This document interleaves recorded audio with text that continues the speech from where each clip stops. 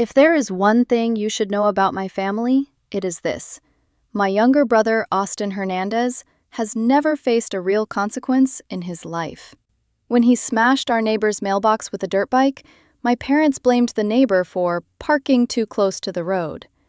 When he got caught cheating in high school, my father threatened the principal with a lawsuit for emotional targeting.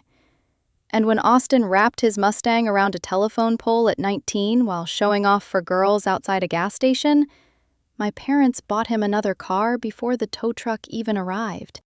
So no, I was not shocked when things spiraled out of control. I was shocked that they tried to turn me into the criminal instead. My name is Tammy Hernandez. I'm 24 years old, living in Michigan, working full-time as a mechanic at a local performance shop. My life is simple. I work long hours, pay my own bills, and keep my circle small. Most people would probably call me boring, but boring is peaceful. And after growing up in my family, peaceful became the only thing I ever wanted. Except for my Charger. My 1969 Dodge Charger was the one thing in my life that felt entirely mine. I rebuilt that car piece by piece over nearly 10 years. Junkyard scavenging, double shifts, frozen winters spent under a hood with grease in my hair and a space heater that barely worked. Every dollar mattered. Every part carried a story. That car was proof I could build something beautiful without my family's help. Then Austin stole it. Drunk, reckless, laughing his way into disaster. And when he crashed it into a bakery at 2:17 in the morning, my parents stood beside him and tried to blame me. The phone call came at 2:30 a.m. I was dead asleep when my ringtone exploded across the room. I almost ignored it until I saw Michigan Police Department flashing across the screen. My chest tightened instantly. "Ms. Hernandez?" the officer asked after I answered. "We have your vehicle connected to a crash report. You'll need to come down to the station." Crash report. I sat upright so fast my blanket hit the floor. My first thought was stolen. The Charger should have been locked inside my garage. I sprinted outside in pajama pants and socks. The garage door was open. Empty. For a few seconds, I genuinely could not breathe. The cold night air hit my lungs like broken glass while I stared at the dark space where my car should have been sitting. My tools were scattered across the workbench exactly the way I had left them. The oil rag still hung from the hood stand, but the Charger was gone. Then my phone buzzed again. "Dad." I answered immediately. "Tammy," he said, already irritated. "We're at the station. Don't make this worse than it already is." I blinked. "What are you talking about?" He exhaled hard. "Austin panicked. He was drinking. He took your car." "Took?" I repeated slowly. "You mean stole. Now is not the time for attitude." I laughed once, in disbelief. "He crashed my car." "Listen to me," he snapped. "Austin told the officers you loaned it to him.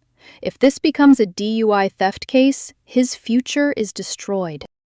My grip tightened around the phone. "You want me to lie?" "I want you to act like family for once." There it was. Not, "Are you okay?" Not, "I'm sorry." Not even, "We'll help fix the damage." Just the same old expectation that I should sacrifice myself to protect Austin from consequences. Like always, I hung up without another word. The drive to the station felt unreal. Streetlights blurred together while anger built heavier and heavier in my chest. But underneath the anger was something worse. Disappointment. Because deep down, I already knew what I was about to walk into. And I was right. Dad stood near the front desk, talking to an officer before I even got through the doors. My mom sat nearby, dabbing fake tears from her face, while Austin slouched in a chair looking drunk, bruised, and deeply annoyed that his night had become inconvenient. Then I heard my father speaking. "She told him he could use the car earlier," he said calmly. "I think she's just embarrassed now." I stopped walking. "That's a lie," I said. The entire room turned toward me. My father stiffened immediately. Austin slowly lifted his head. My mother whispered my name like I had cursed in church. Dad forced a tight smile. "Tammy, let's have this conversation privately." "No," I said sharply. "Let's have it right here." The officer behind the desk looked between us carefully. I pointed at Austin. "He broke into my garage, stole my keys, drove drunk, and destroyed my car." Austin rubbed his face. "Come on, Tammy. Don't be dramatic." My vision almost blurred from rage. "Dramatic?" I stepped closer. "You could have killed someone." Mom stood suddenly, voice trembling. "Honey, please, your brother made a mistake. Don't ruin his life over this." I stared at her. "What about mine?" Silence. That silence hurt more than anything else. The officer finally interrupted. "We already have witness statements and security footage from the bakery.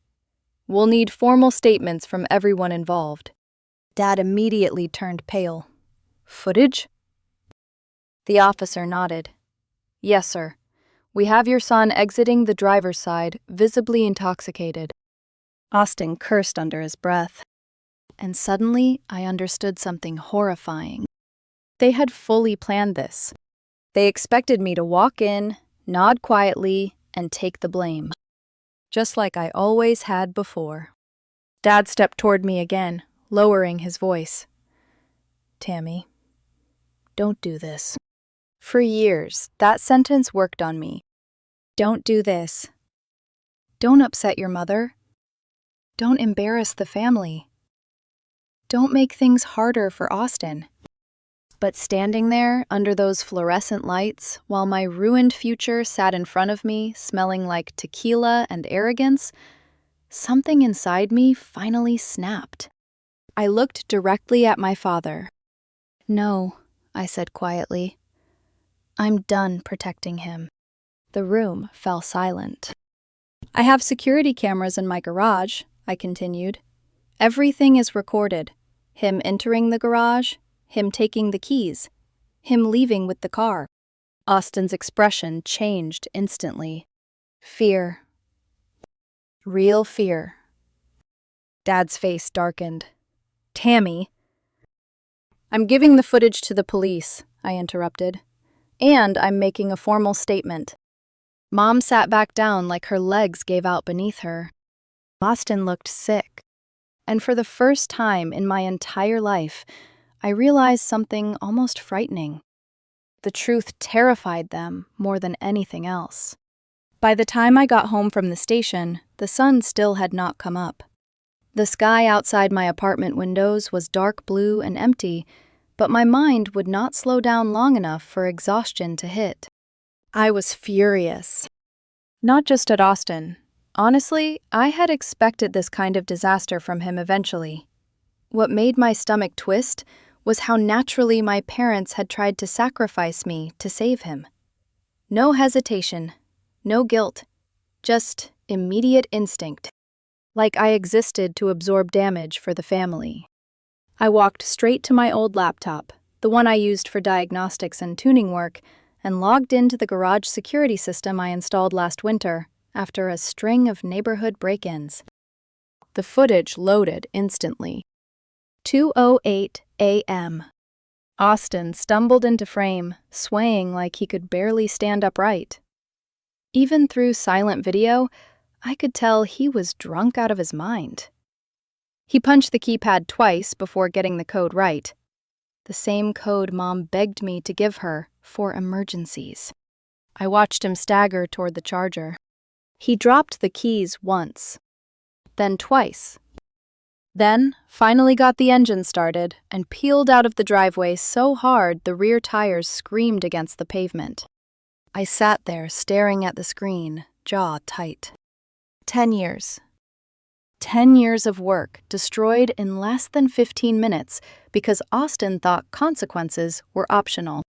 I exported everything immediately, saved copies onto a flash drive, uploaded backups online, emailed the files directly to Officer Marquez at the station. Then I added something else. A voice memo from the previous week. Austin had been drunk during a barbecue at my parents' house, bragging to one of his friends. "One day, I'm taking Tammy's charger, whether she likes it or not," he had laughed. At the time, I saved the recording because something about his tone irritated me. Now it sounded like premeditation. By morning, I was running entirely on caffeine and anger. Then Officer Marquez called around 10. "Ms. Hernandez," he said carefully, "we received your footage. It's extremely helpful. But there's something else you need to know." Something in his voice made my chest tighten. "What happened?" A pause. "Your father submitted a formal statement this morning, claiming you admitted to lending Austin the vehicle." I froze completely. "He did what?" "He stated you privately confessed before officers arrived. According to him, you told Austin he could borrow the car and later panicked after the crash." My stomach dropped. "He signed that?" "Yes." There was a long silence. Because suddenly, this was not emotional manipulation anymore. This was criminal. My own father was actively trying to frame me. Officer Marquez sighed softly. "Honestly, Tammy, if you hadn't submitted that footage immediately, this situation could have become very complicated for you." Complicated. Meaning charges. Meaning court. Meaning my father genuinely accepted the possibility of me taking the fall for Austin. I leaned against the kitchen counter, trying not to shake. "You have everything now?" I asked quietly. "We do, but you should consider legal representation. Your father may have crossed into obstruction territory." The second we hung up, I made another call. "Elijah?" My cousin answered on the third ring. "Tammy? Why do you sound like you're about to bury somebody?" "Because I might." That got his attention fast. Elijah Hernandez was the only person in our family who never worshipped Austin. He was also a junior attorney, with a dangerous sense of humor and a personal hatred for arrogant men. Especially my father. "What happened?" he asked. I explained everything. The crash. The lies. The footage. The false statement. The silence on the other end grew colder with every sentence. Finally, Elijah said, "I'll be there in an hour." He arrived carrying coffee and pure chaos energy. I handed him the evidence folder I had already organized. Texts, insurance papers, time-stamped footage, call logs, screenshots from Mom asking 3 days earlier if Austin could borrow the charger just for one night. My response underneath: "Absolutely not." Elijah flipped through everything slowly. Then he laughed once. "Your father really thought this would work?" He's used to people believing him. Not anymore. He held up the false statement. "This right here," he said. "This is where he destroyed himself." Within an hour, Elijah had drafted formal cooperation paperwork for the district attorney's office. Every piece of evidence was cataloged neatly, every timeline cross-checked. Watching him work felt surreal, because for the first time in my life, someone was not asking me to stay quiet. Someone was helping me fight back. Around noon, Marquez called again. "The case has officially expanded," he said. "Austin's facing DUI, grand theft auto, reckless driving, and property damage. We're also opening investigation into your father for obstruction and falsifying evidence." I closed my eyes slowly. Part of me should have felt victorious. Instead, I just felt tired. Because none of this should have happened. A normal family would have protected the victim. Mine protected the person who destroyed everything. Then came the worst part. That afternoon, Elijah requested additional footage from the bakery's exterior cameras to strengthen the timeline. And the footage showed something none of us expected. My father arriving at the crash scene before police secured the area. He walked directly to the Charger, looked around carefully, then leaned into the driver's side door and dropped something inside. Marquez called us less than 2 hours later. "We obtained a warrant to reprocess the vehicle," he said. "Whatever your father placed inside wasn't included in the original inventory." I already knew. Deep down, I already knew. A few hours later, the confirmation came. "Tammy," Marquez said quietly, "it was your wallet." I felt physically sick. I had lost that wallet months ago. My father had kept it, saved it, then planted it inside the crashed vehicle to frame me. Elijah stared at the ceiling after the call ended. "That," he said slowly, "is genuinely psychotic behavior." I sat motionless on the couch, because suddenly, every childhood memory looked different. Every excuse, every punishment, every time I was told to be understanding. It had never been about fairness. It had always been about protecting Austin at any cost, even if the cost was me. Then my phone buzzed.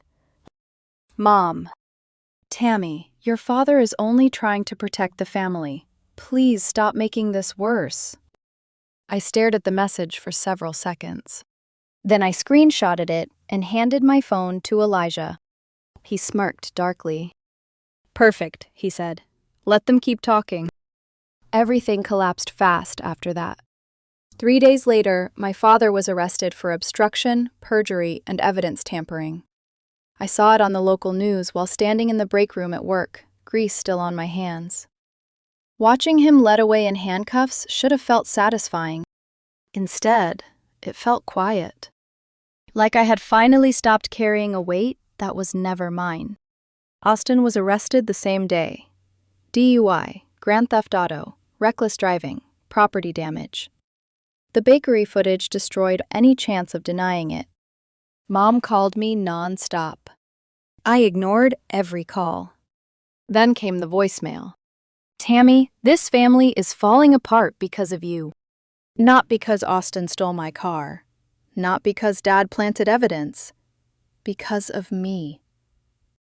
The hearing happened a week later. Elijah dismantled every lie, one piece at a time.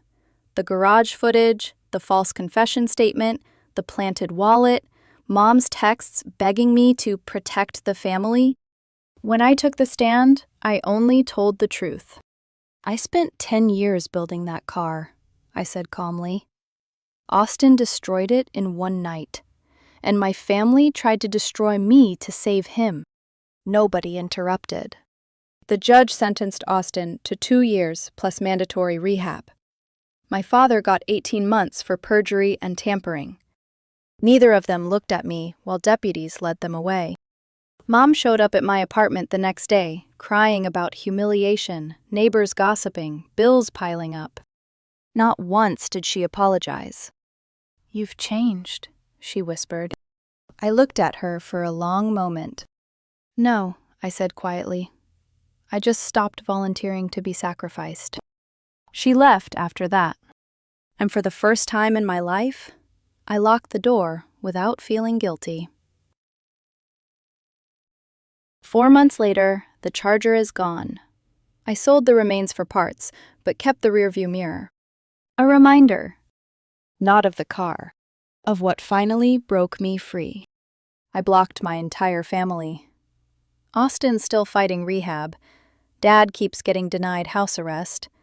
Mom still sends empty messages pretending nothing really happened. But my apartment is peaceful now. And every night when I sit on the balcony after work, I realize something that still feels strange after 24 years. Nobody owns me anymore,